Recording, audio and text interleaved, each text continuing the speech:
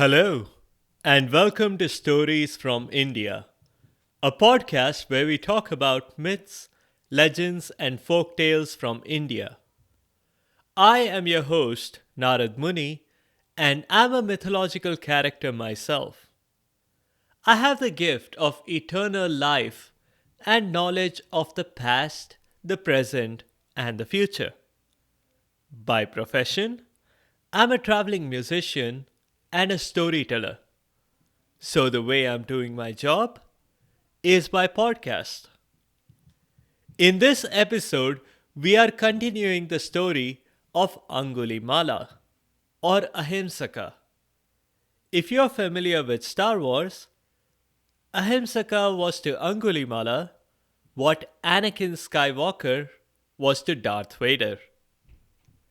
In the two previous episodes, we saw Ahimsaka's dad, who was the royal priest and astrologer, predict that his newborn baby would become a terrible criminal.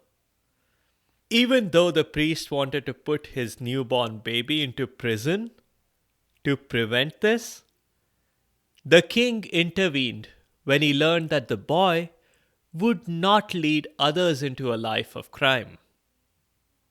So Bhargava and his wife Mantani brought up the child.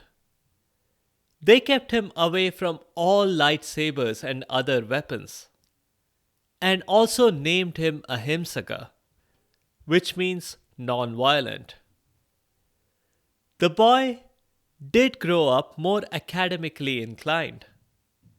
He was the absolute top of his class all through school, and after acing his entrance exams, he got to go to the best university, Takshashila, sort of like the Harvard of ancient India, and indeed the entire ancient world. At school, things were going really well for Ahimsaka, except for his jealous classmates who decided to compensate for their academic inferiority by getting him into trouble with their professors. Unfortunately for everyone, their carefully crafted trick worked.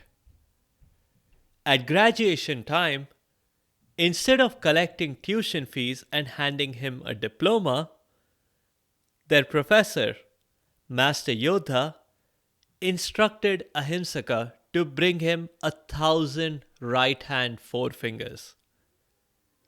Seeing as this was ancient India, where teachers' words were law, Ahimsaka could not refuse. This is where we shall continue the story today. Ahimsaka was walking away from Takshashila. Now, he would have to somehow start collecting fingers from all over the place. His very first instinct was far from gruesome. He could attempt to persuade 1,000 people to sign over the rights to their forefingers to Master Yodha. They could treat it like fiat money, fiat fingers, if you will. He just had to get 1,000 people to sign a piece of paper that said, "I promise to pay the bearer one right hand forefinger." He started his finger donation drive, or rather, a promise donation drive. However, he encountered some difficulties. Turns out, most people he met had actually gone to Nalanda University, a very famous rival of Takshashila. Think Harvard and MIT, or IIT Bombay and IIT Delhi. After great difficulty, he managed to finagle 1,000 signatures. In most of the cases, he had to pay people to get them to sign. And he had to sign a disclaimer himself that he would not force them to give up their fingers. If all that sounds like hard work, it was. Student life is never easy. Well, after all that hard work, imagine Ahimsaka's disappointment when he returned to Takshashila only to find that Master Yodha would not accept fiat fingers. He wanted physical delivery. Ahimsaka choked out that he would certainly try. But Master Yodha had been blunt. Do or do not. There is no try, he had said. Next, Ahimsaka began an organ donation drive. He set up shop by the highway, in the middle of the forest. He got a banner that said, Angadan Sarvashreshtadan, except he had modified it to say, Angulidan Sarvashreshtadan. Unfortunately for Ahimsaka, people were not buying it. They refused to sign up, seeing as their donations would only benefit a dodgy old professor in Takshashila. A few parents, however, did not walk away. At least, not immediately. These were parents of prospective students hopeful of getting into Takshashila. They did, however, rush away when they realized that Ahimsaka wanted their fingers here and now, and not at a vague future date. When no one was falling for his organ donation drive either, Ahimsaka tried deceit. But people were simply far too cautious to try out his fun finger guillotine or his variation of the Chinese finger trap with the knife in the middle. They said they'd rather not, even when he advised them that he found their lack of faith disturbing. Ahimsaka had had absolutely no success so far. A whole year had gone by, and he had nothing to show for it. Meanwhile, others who had started university much later than himself were graduating, while he was still hanging around, trying to raise his tuition fees. Annoyed, upset, frustrated, angry, sad, all at the same time, Ahimsaka decided to try one last time before giving up, going home, and forgetting this whole education thing. Maybe he'd become a farmer.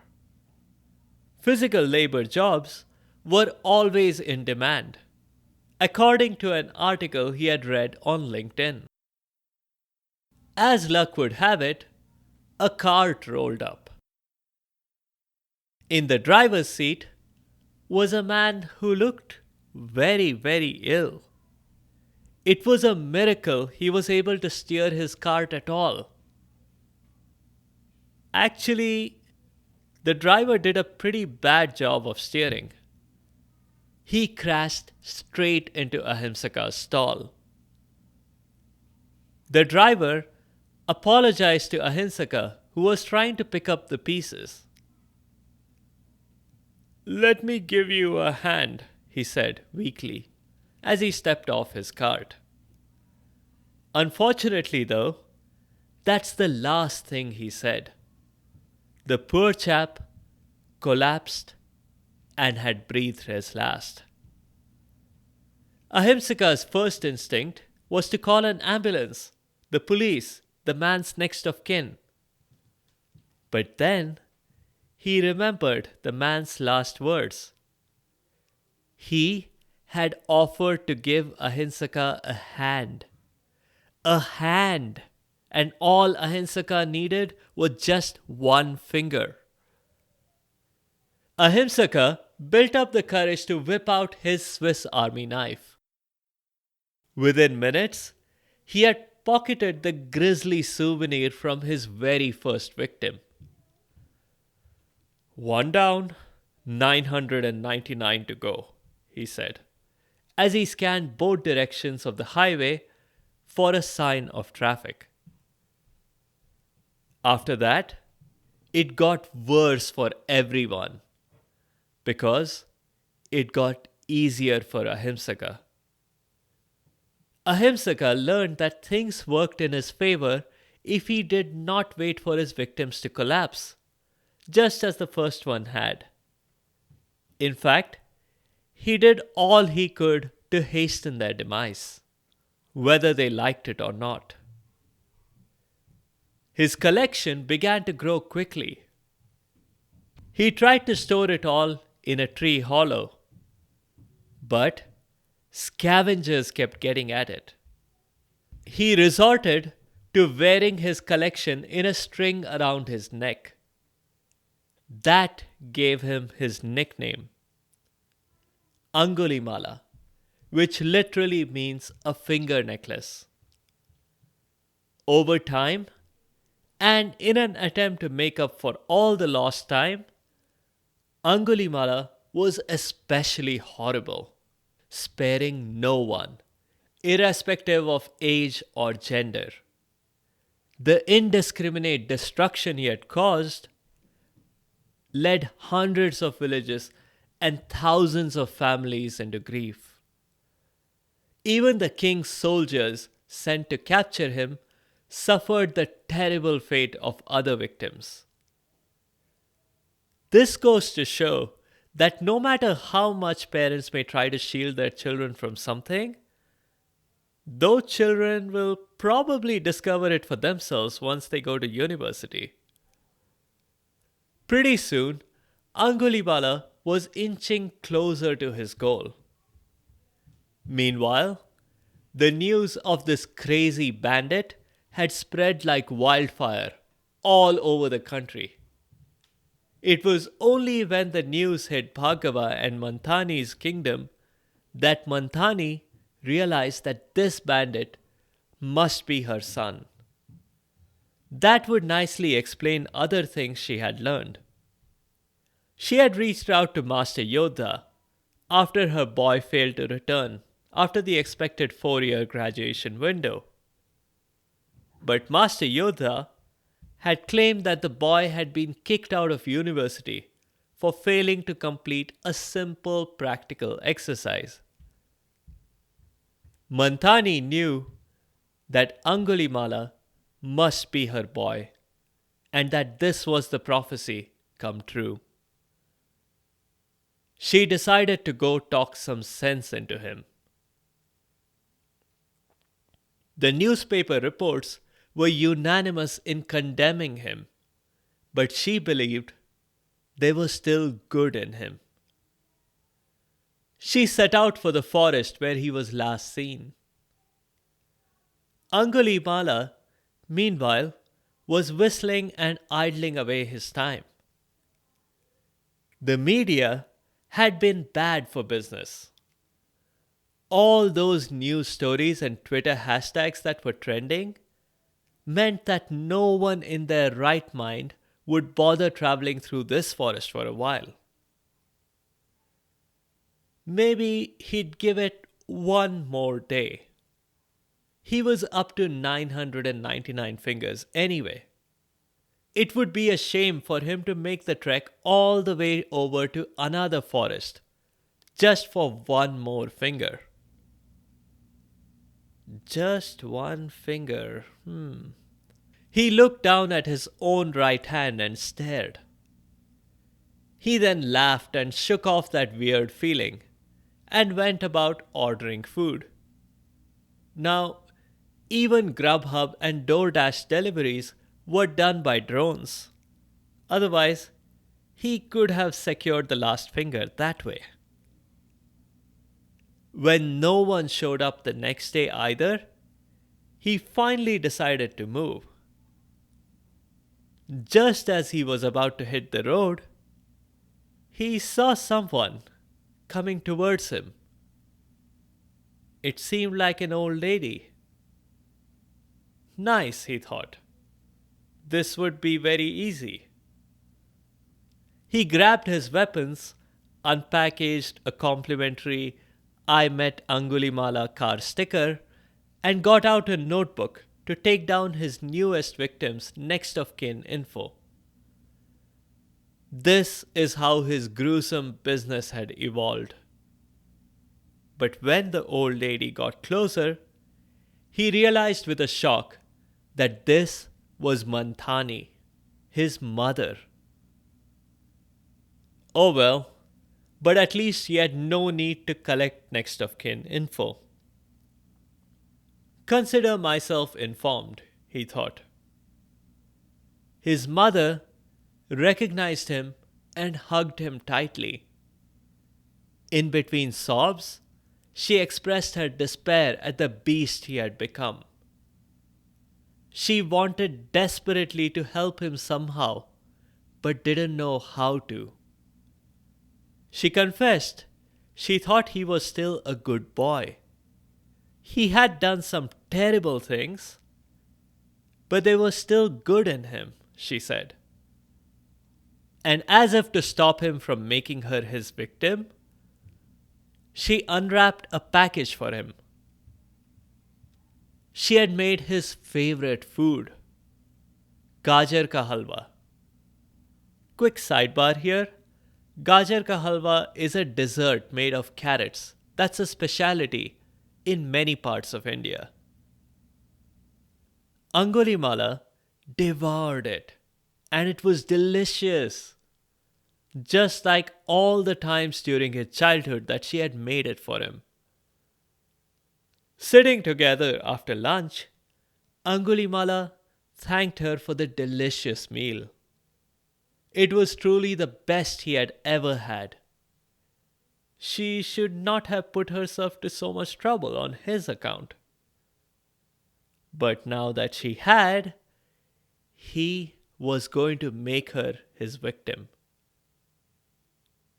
Shocked, his mother stared at him open-mouthed as he got out his weapons and advanced menacingly. We'll leave it here. We'll conclude the story in the next episode, where we'll see the kind of stimulus you might need to change a beast into a human being.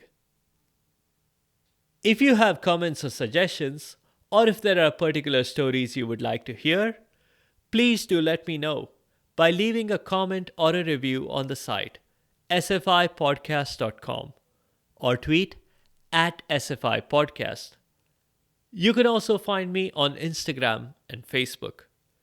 Be sure to subscribe to the show to get notified automatically of new episodes. Thanks to all of you listeners for your continued support and your feedback. The music is from purpleplanet.com. That's purple-planet.com. I'll see you next time.